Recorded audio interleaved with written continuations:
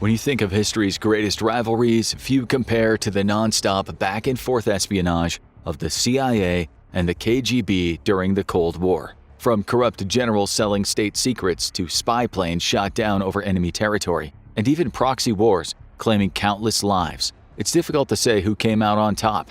Maybe nobody did. But let's break it down to see if anyone can be considered a true winner in this real-life spy versus spy. This is CIA versus KGB, Cold War espionage. You probably heard of the Cold War, but what exactly was it? It wasn't a war in the traditional sense of sending soldiers to a battlefield. Instead, it was an information war. It was when the Soviet Union and the Western democracies were locked in competition and confrontation. There was a threat that it would turn into an all-out nuclear nightmare at any moment. Americans were terrified that the Russians, colloquially known as the Reds, would come and get them. Although America and the Soviet Union worked together during World War II in order to fight the Nazis, there was no love lost between the two.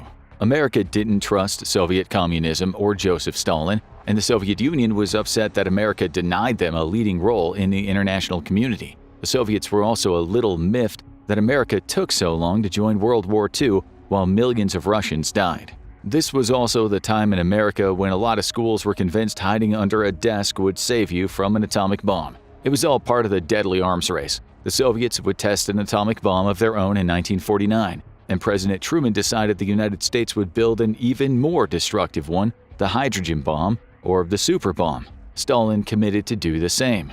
It was a scary time for the entire world as the West and the Soviets raced to effectively kill each other. Americans built bomb shelters while kids also practiced bomb drills. You can even see the fear that was permeating American life through films full of nuclear destruction and mutants. Cinema has always been a great reflection of the current landscape, and both The Harrowing Threads, 1984, and The Day After, 1983, are good examples of how nuclear threat loomed over public consciousness. Space exploration thrived during this time as the two countries tried to beat each other to new horizons. In 1957, the Soviets would launch Sputnik, the Russian word for traveling companion, which was a Soviet R-7 intercontinental ballistic missile. It became the first satellite that was placed into Earth's orbit. Not to be outdone, the US refused to stay in second place to the Soviets. America launched its own satellite in 1958, the Explorer 1. The space race, as it was called, continued to escalate.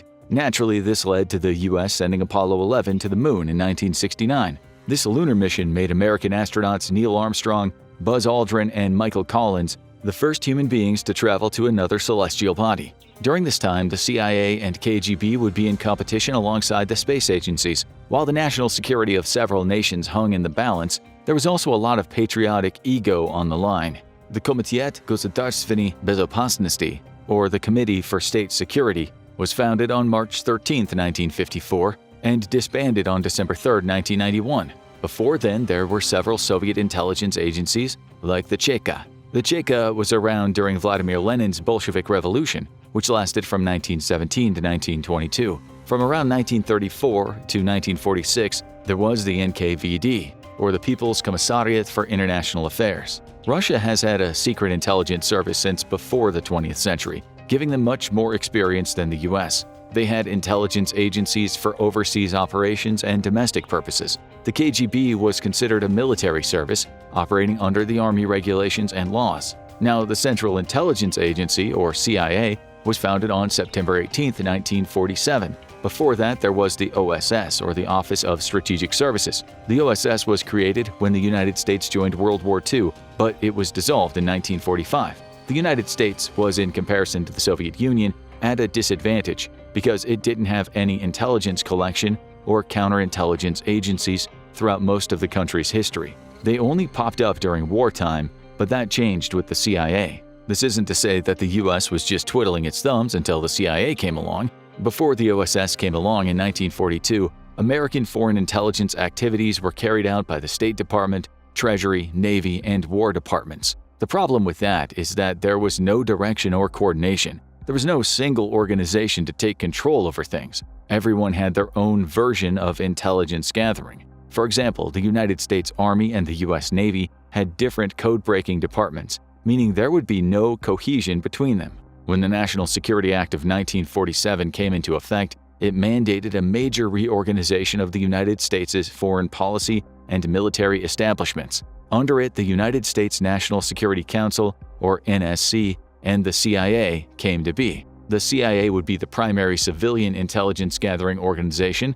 They had the power to carry out foreign intelligence operations, advise the NSC, correlate and evaluate the intelligence duties of other government agencies, and perform any other intelligence activities for the NSC. So in terms of years of experience, the KGB has a much richer history. It may not have officially existed before 1954, but it was not the Soviet Union's first rodeo. Although the United States and Britain were both working together to develop atomic weapons, they had not told Stalin about their progress, despite the fact that they were allies with the Soviet Union during World War II.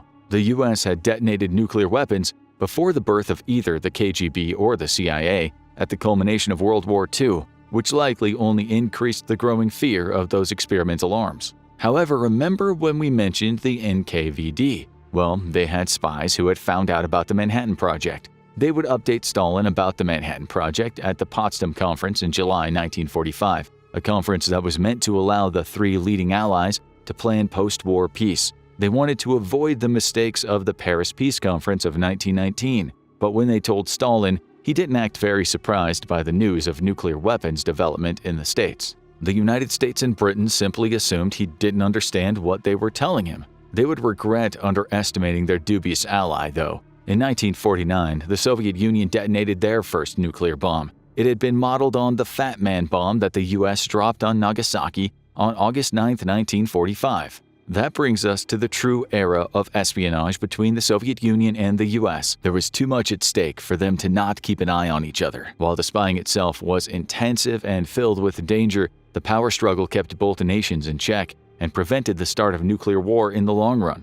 As long as they had intelligence to be aware of each other's actions, no one could ever fully get the upper hand. During the Cold War, the United States and Soviet Union sank a lot of resources into recruiting, training, and deploying spies and agents. In the 1930s and 40s, the Soviet Union was able to infiltrate the top levels of the United States government. One of the most glaring examples was former FBI agent Robert Hanssen, a Russian spy whose espionage had been referred to as possibly the worst intelligence disaster in U.S. history. The United States saw more of a mixed rate of success through the CIA. Initially, the spies from America struggled to gather intelligence on the KGB, and since the U.S. worked so closely with the UK, Soviet spies could easily glean American and British secrets from information-gathering missions within the United Kingdom's government. And the close relationship between America and Britain was as much a con as it was a pro when it came to the Cold War espionage. Eventually, the KGB would have struggles of their own in the information department and opted to hire American officials to sell out their country for Russian money.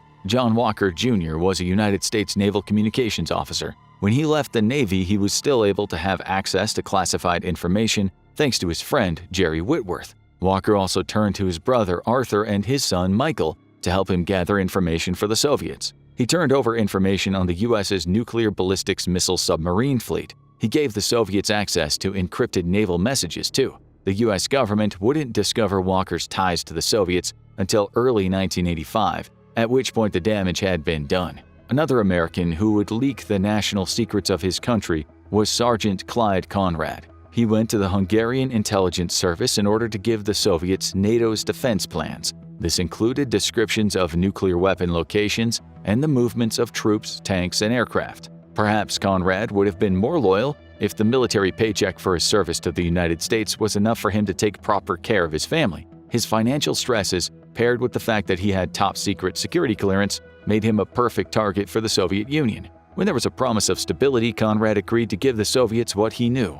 The KGB also did business with Aldrich Ames, one of the CIA's own case officers. In 1985, he received $50,000 from the KGB, and he secretly met with a Russian diplomat several times. He gave the diplomat classified information on the CIA and the FBI. He even betrayed over 20 American spies in his dealings. He was arrested in 1994 and charged with spying for the Soviet Union and Russia. He was given life in prison. He's still in prison to this day in Terre Haute, Indiana. In 1955, the CIA flew the U-2 aircraft for the first time. It was a high-altitude aircraft that was able to reach 70,000 feet or 21,330 meters. Its camera had a resolution of 2.5 feet at an altitude of 60,000 feet. It would be the first U.S. aircraft that would be able to go into Soviet territory while being less likely to be shot down. The United States would be able to intercept Soviet military communications while also being able to photograph Soviet military facilities. There was some controversy surrounding the U-2.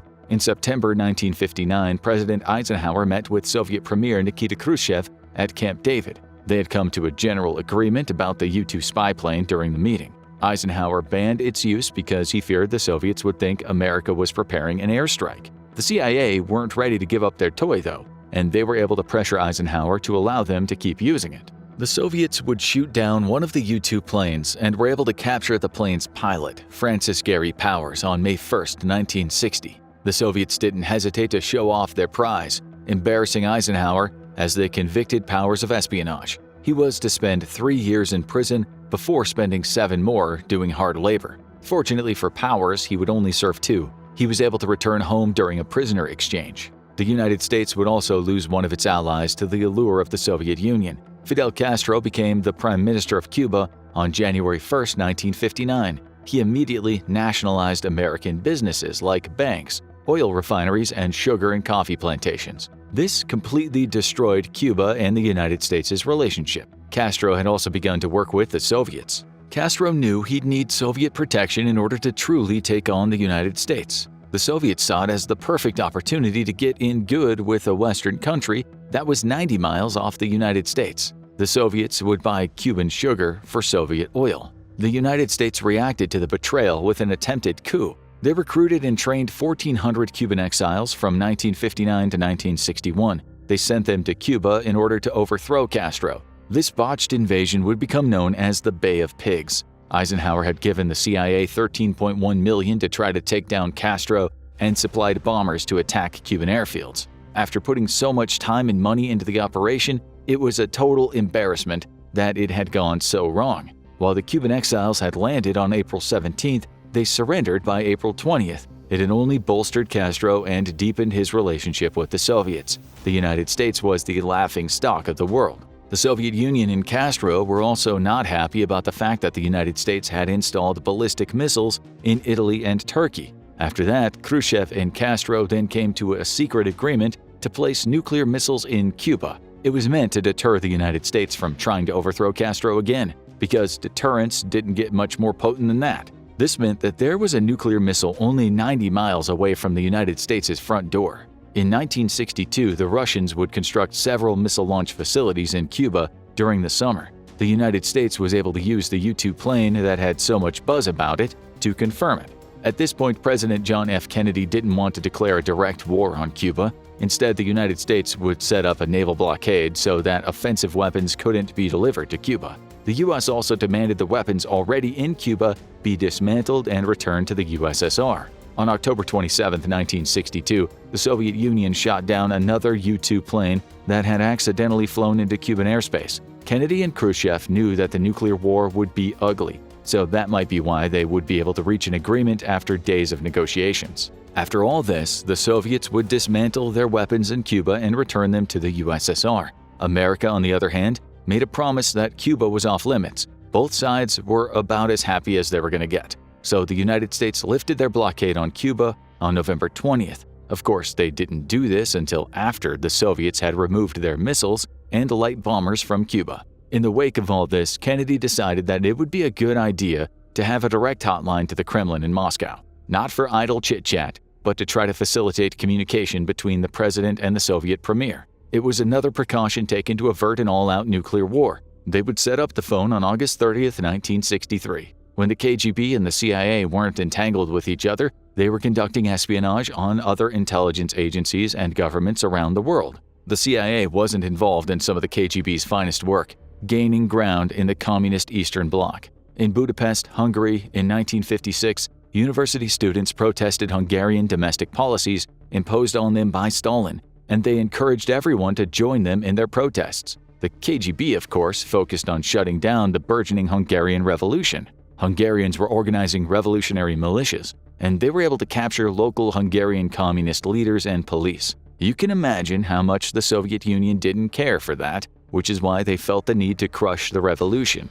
Hungarians had even killed many of the communist leaders and the anti-communist political prisoners were freed. The new Hungarian government pulled out of the Warsaw Pact, a defense treaty created by the Soviet Union and 7 other Soviet satellite states, which included Hungary. Initially, the USSR was open to negotiating. They might have been open to withdrawing the Soviet army from Hungary. The fighting would lead to 2,500 Hungarians and 700 Soviet army soldiers dying. Meanwhile, 200,000 Hungarians fled the country to try to find safety elsewhere. The Soviet Union would arrest all the revolutionary leaders prior to the scheduled negotiations. While the KGB technically won this round, they were also dealing with unreliable allies from Hungary. But in the eyes of the world, they'd established dominance of Hungary. They wouldn't have their freedom for 33 years. In 1968, the KGB would gain another victory in Czechoslovakia, which is now the Czech Republic and Slovakia. The KGB would infiltrate pro-democratic organizations in Czechoslovakia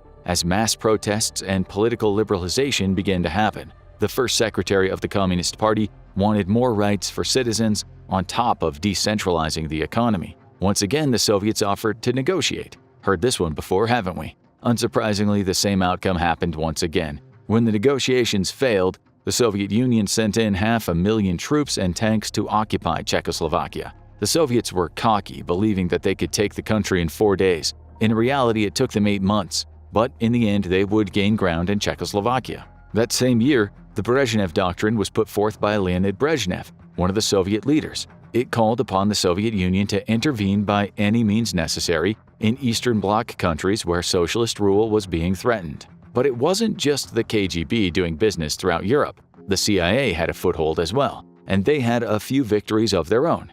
In 1948, they managed to influence the Italian general election.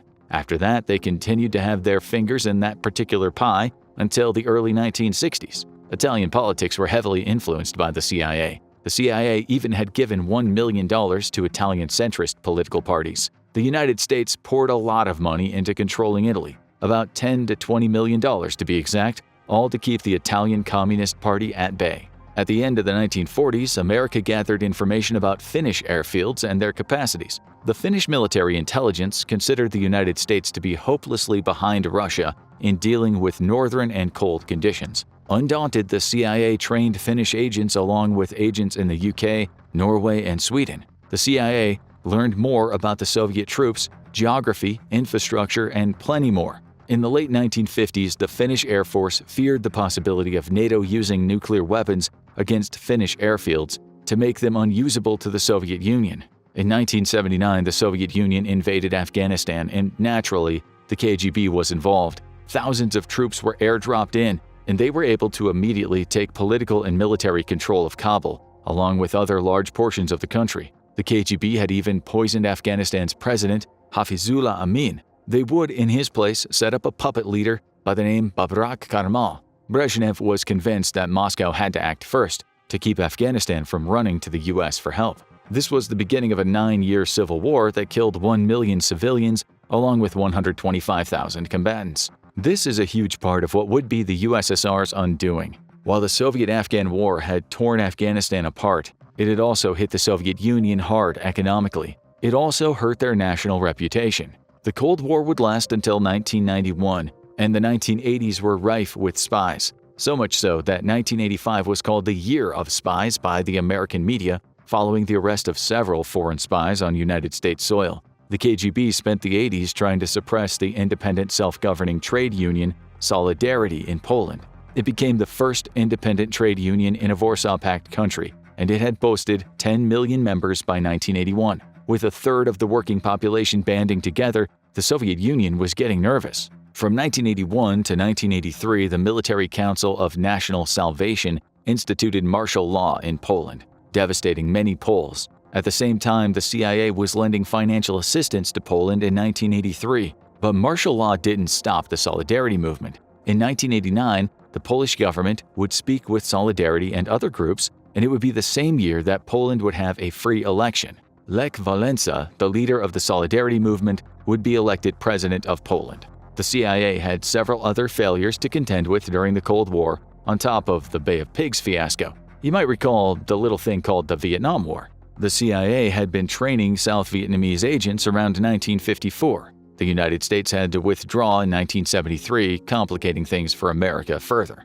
And from August 20, 1985 to March 4, 1987, America was hit with the Iran-Contra scandal, which was yet another national embarrassment. The CIA was funding the Contras, a pro-American opposition, in the Nicaraguan Sandinista government. Senior administration officials had been facilitating the illegal sale of weapons to Iran. At the same time, Iran was under an arms embargo. The proceeds were being used to fund the Contras. While President Ronald Reagan claimed the CIA was stopping weapons from going to Nicaragua, the CIA was actually arming and training Nicaraguan Contras in Honduras. The public discovered the truth in late 1986, leading to Congress investigating. As a result, they would indict several Reagan administration officials, and 11 would be convicted. The plan had failed, as the Sandinistas ruled Nicaragua until 1990. So both had their failures, the CIA experiencing far more. It turns out that it was a lot easier for the Soviets to infiltrate American and American ally organizations.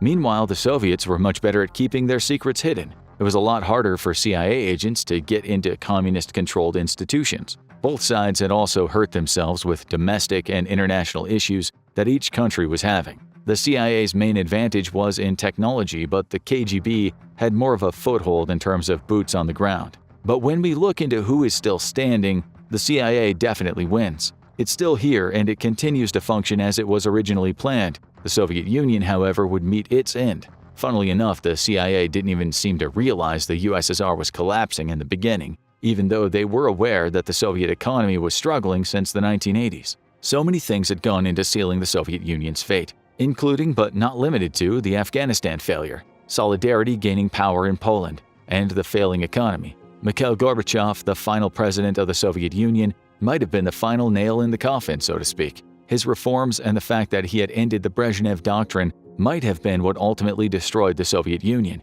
It made it easier for the collapse to happen, at least. Once the Soviet Union fell, the KGB went with it. Now check out USA's CIA versus Russia's FSB. Who has the most elite spy agency? Or watch this video instead.